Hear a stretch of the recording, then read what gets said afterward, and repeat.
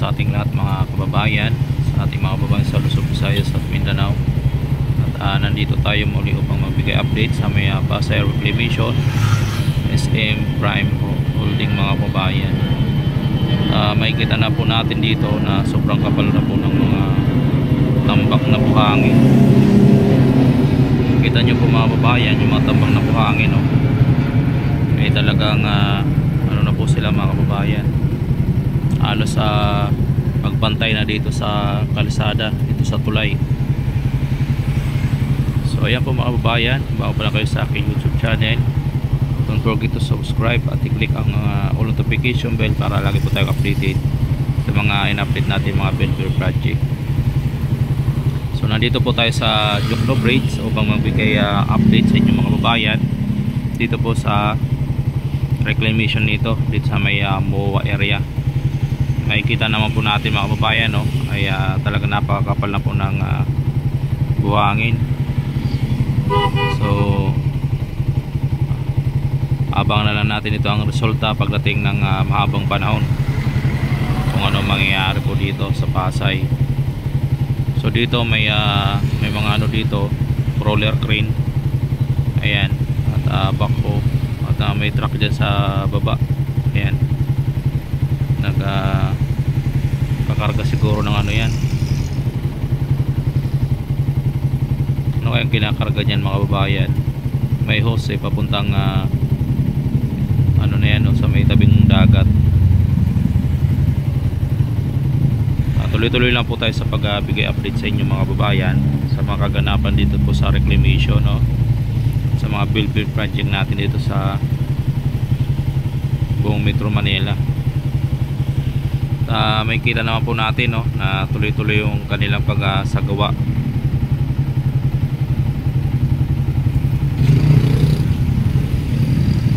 So di lang natin alam kung lulubog itong Pasay o Metro Manila dahil nga po dito sa mga reclamation. May barko doon na nagbubuhos sa may unahan, napakalaki.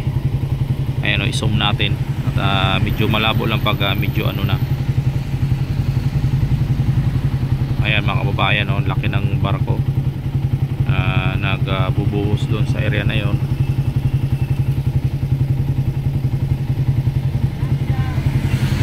At meron na din sila doong ano, 10-wheeler truck na naka-steady. Ayan, napakalaki rin na truck.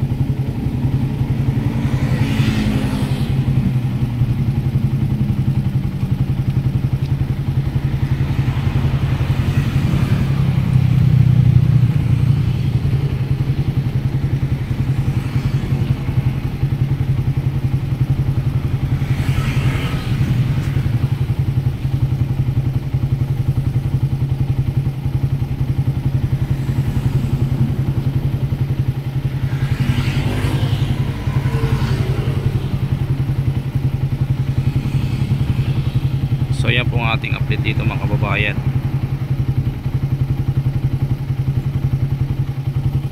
Makikita naman po natin, no, na napakakapal na po ng buhangin. At tuloy-tuloy lang po tayo sa pagbibigay update mga kababayan. Dito po yan, no, sa may seaside na po ng MOA. Kung makikita natin, subukan natin kaso mapapalayo tayo pag dito tayo dumaan sa area na yan para masilip natin sa may seaside. Pero dito nakikita naman po natin yung ibang kaganapan tulad nung barko na yun, na nagbubuhos.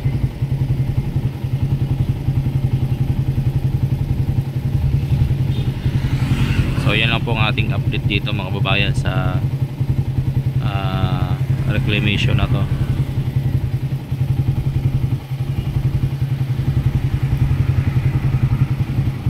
Dito tayo sa kahabaan po nitong ilog dito po sa may po ng Jokno Boulevard. May kita natin yung ayun, yung tulay doon sa may kabila sa sa may ano po ng Makapagal.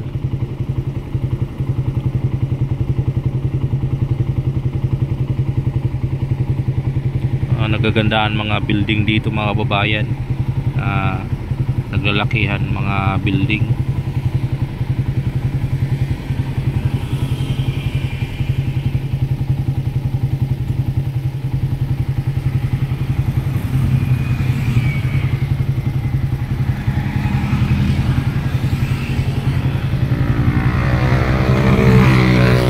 So ayan po mga kababayan, no? Makikita po natin.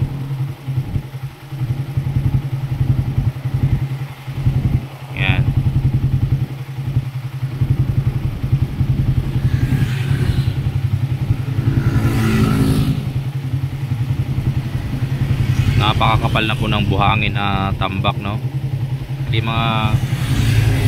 mga nakarang mga araw, buwan pala, last year na nag-update tayo dito, yung nag-umpisa pa lang sila dito ay talagang napaka ano pa lang. Ngayon grabe yung buhangin yan.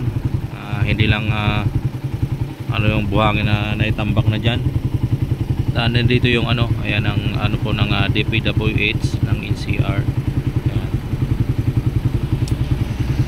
Dito tayo may Jokno Boulevard, tapos malapit sa Sinit. Ayun, nagbubuhos ng mga kababayan yung malaking barko, kaso di na natin masyado makita at napakalayo.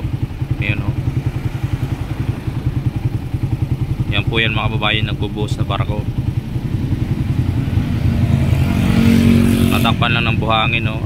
Hindi natin makita yung dulo ng nguso ng barko, yung paglabas ng buhangin hindi na natin makita.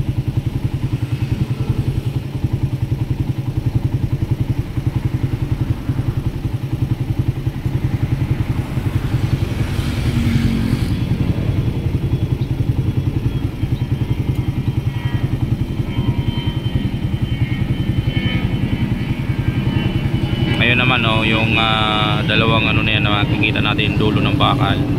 Yan po yung nag-ano ng buhangin sa ilalim. Nagsisip-sip. Yan po ang mga kagamitan nila. Napakalupit mga kababayan.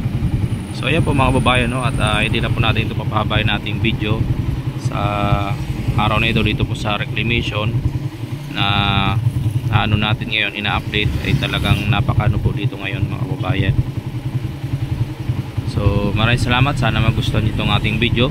Kung nagustuhan nyo, mag-like tayo, mag-share at mag-subscribe sa mga bago pa lang po nakakapanood ng ating video. So maraming salamat, God bless po sa ating lahat mga kababayan.